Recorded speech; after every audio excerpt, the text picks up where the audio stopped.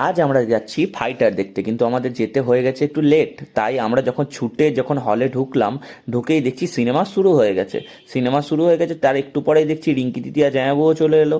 একসঙ্গে আমরা সিনেমা দেখতে শুরু করলাম। এইদিকে ঋত্বিক স্যারের এন্ট্রি যখন হতে যাবে, আমি ক্যামেরাটা বার করে নিয়েছিলাম। এই যে আমাদের ঋত্বিক স্যার চলে এসছে, এন্ট্রি হয়ে গেছে।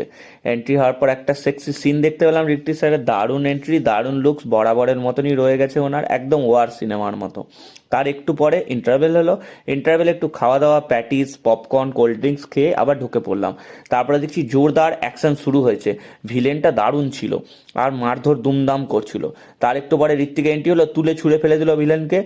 আর দুম দারাক্কা মেরে মেরে ওকে বোঝাচ্ছিল যে বউ চলে গেলে বউ পাবি, কিন্তু মা চলে গেলে মা পাবি না। কিন্তু ভিলেন বুঝতেই চাইছিল না। তারপর আমাদের জোরদার খিদে পেলো, আমরা বেরিয়ে একটু ফুচকা খেলাম। তারপর চলে এলাম বাড়ি। বাড়ি এসে আমরা একটু হাউজি গেম খেলতে শুরু করলাম। এটা একটা ফ্যামিলি গেম। তারপরে দেখছি অনুভা আর দিদি জিতে যাচ্ছিল।